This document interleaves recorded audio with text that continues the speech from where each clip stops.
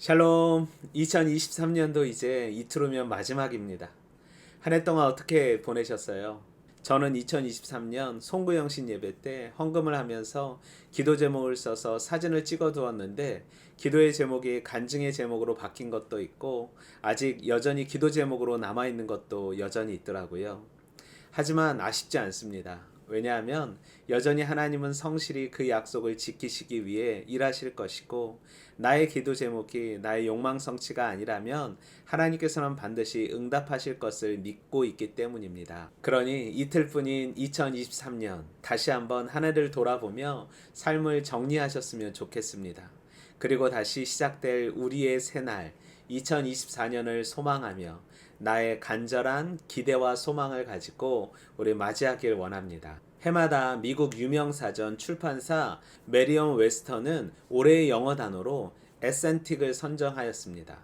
이 단어는 인공지능의 발전 속에 객관적 사실, 진실의 중요성이 떨어지는 탈진실화 시대의 양상이 반영된 결과라고 말합니다.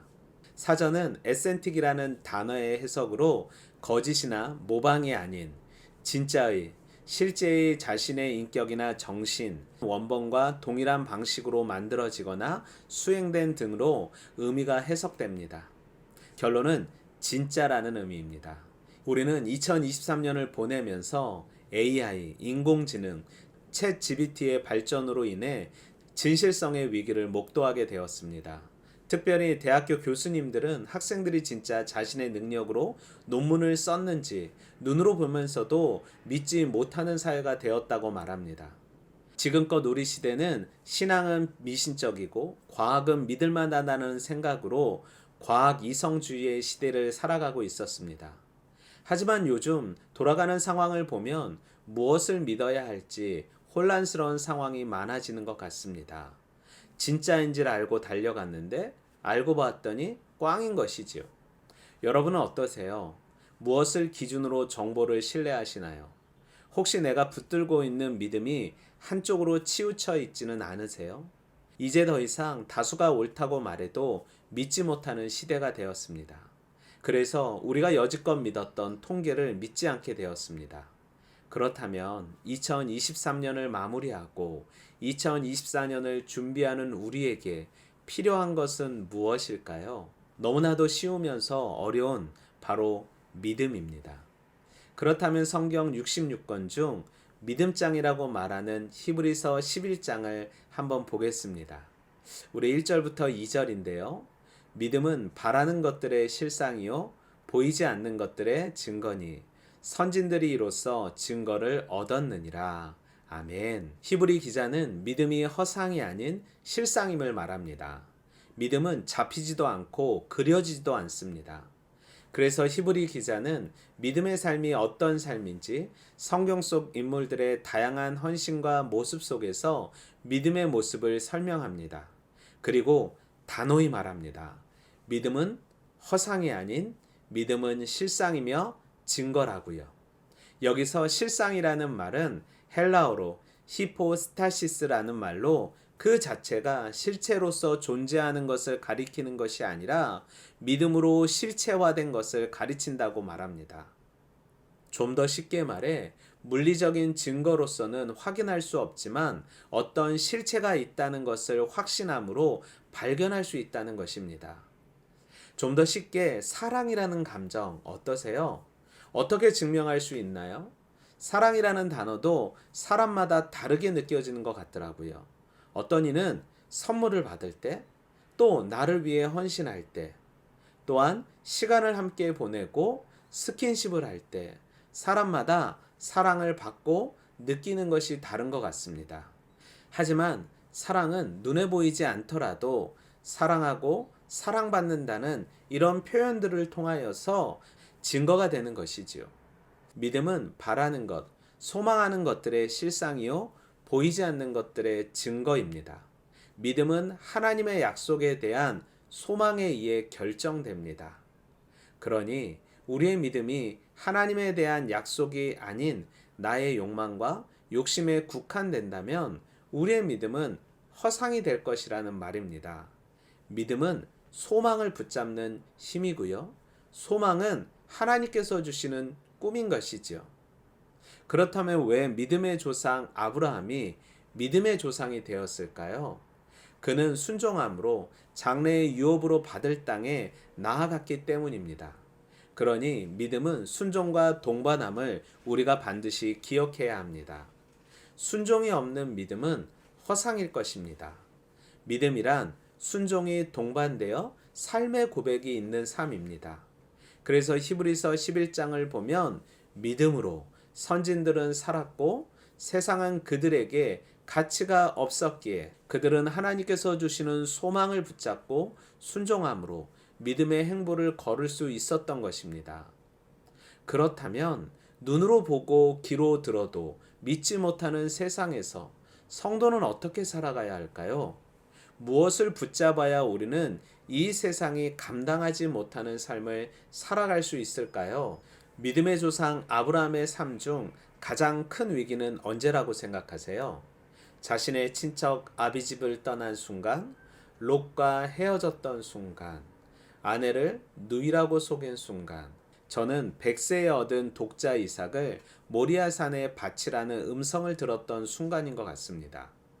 하나님은 내 아들, 내 사랑하는 독자 이삭을 데리고 모리아산으로 가서 그를 번제로 드리라고 말합니다. 오늘의 구조를 보면 아브라함이 갈대아 우를 떠났던 구조와 비슷한 구조를 보이게 됩니다. 하나님은 나타나셨고 아브라함에게 떠나라고 말씀하십니다. 그리고 그는 순종한 것이죠. 저에게도 10살 먹은 아들이 있거든요. 그런데 가끔 제 믿음을 드러내기 위해 이 아들을 번제로 드리고 싶더라고요. 하지만 아들이라면 그럴 수 있겠는데 그 앞에 사랑하는 이라는 단어가 붙어 있기에 아브라함은 이삭을 드리는 것이 어려웠을 것이고 저 역시도 사랑하는 아들이기 때문에 바친다는 것이 참 어려울 것 같습니다. 사랑하는 것을 포기해야 하는 순간, 믿음은 있지만 순종하기 참 어려운 하나님의 요구입니다. 아니, 하나님은 너무하신 것 같습니다. 주셨다가 뺏어가시니 말입니다. 아니, 더 큰 고통을 주시니 말입니다. 그런데 아브라함의 모습은 대단합니다. 하나님의 말씀을 듣고 일찍이 일어나 나귀의 안장을 씌우고 이삭을 데리고 하나님께서 알려주신 곳으로 걸어갔기 때문입니다. 그리고 3일째 되던 날 아브라함이 눈을 들어 그곳을 멀리 바라봅니다. 어떤 심정이었을까요? 얼마나 한숨이 많은 3일의 여정이었을까요? 아마 성경책은 3일이라고 말하는데 아마 그는 빙빙 돌아가지 않았을까요? 믿음을 행동으로 옮긴다는 것, 삶의 고난과 수고, 고통과 고난이 수반되어지는 상황입니다. 세상이 감당치 못하는 어려움들이 예상됩니다. 그런데 아브라함이 종들에게 말합니다. 내가 내 아이와 함께 가서 예배하고 우리가 너희에게로 돌아오리라. 아니, 아브라함은 왜 굳이 종들에게 이런 말을 했을까요? 3일간의 여정길에서 변심이라도 한 것일까요? 그렇다면 그가 그렇게 말할 수 있었던 이유는 무엇일까요? 우리는 전장 21장 33절을 통해 알 수 있습니다. 아브라함은 부엘세바에 에셀나무를 심고 거기서 영원하신 여호와의 이름을 불렀으며 아브라함은 아비멜렉과의 언약 가정에서 하나님이 그를 먹이시고 입히시고 죽이기도 하시고 살리기도 하신다라는 하나님을 알게 된 것입니다. 그래서 죽어있는 하나님이 아닌 오늘도 살아 역사하시는 하나님을 만났기에 아니 죽어도 살겠고 무릇 살아서 나를 믿는 자는 영원히 죽지 아니하리라는 영원하신 하나님을 체험했기에 그는 아들을 하나님께 번제로 드릴 수 있었던 것입니다. 즉 아들이 이 땅의 삶에서는 나와 함께 할 수 없다 할지라도 저 천국 하나님 나라와 함께 하기에 우리는 죽어도 죽지 않는 삶을 누릴 수 있었던 것이고 그는 그 아들을 하나님께 번제로 드릴 수 있었던 것이지요. 허상 같은 믿음이 아닌 하나님께서 주시는 소망을 가지고 믿음으로 순종할 수 있었던 것은 그는 영원하신 하나님을 만났기 때문입니다. 그러니 세상 가운데 살지만 흔들리지 않는 삶을 살기 위해서는 영원하신 하나님을 만나야 하는 것입니다. 보고도 믿지 못하고 들어도 믿지 못하는 세상에서 우리는 보이지 않고 들리지도 않는 믿음을 가지고 있습니다. 하지만 이 믿음이 진짜인 이유는 이 믿음을 허락하시는 분이 영원하신 하나님이시기 때문입니다. 우리가 이 믿음을 드러낼 때 우리는 세상과 구분된 진짜 하나님의 자녀로 나아갈 수 있게 될 것입니다. 2024년 어떤 기대감으로 시작하시겠습니까? 믿음은 성도들에게 있어 선택이 아닌 필수입니다. 영원하신 하나님을 체험해야 우리는 믿음을 가지고 순종함으로 하나님께서 예비하신 영원한 것을 얻게 될 것입니다. 또한 믿음이 증거가 되고 실상이 될 수 있는 비결은 삶의 모습으로 믿음이 드러날 때입니다. 요단강을 밟아야 요단강은 갈라집니다. 사방으로 우겨싸움을 당한다 할지라도 우리에게는 저천국 하나님 나라가 열려 있습니다. 실상을 허상같이 믿는 어리석은 성도가 아닌 실상을 실상처럼 믿어 이 시대가 감당하지 못하는 멋진 하나님의 사람 되길 소망합니다. 2024년도 지키실 에베네셀의 하나님을 찬양합니다. 순종해야 여호와 일에 준비하시는 하나님을 체험할 수 있습니다. 2024년 하나님께서 준비하신 많은 것들을 기대하고 소망하며 하나님께 순종함으로 우리의 믿음이 드러나 칭찬받는 하나님의 자녀 되기 원합니다.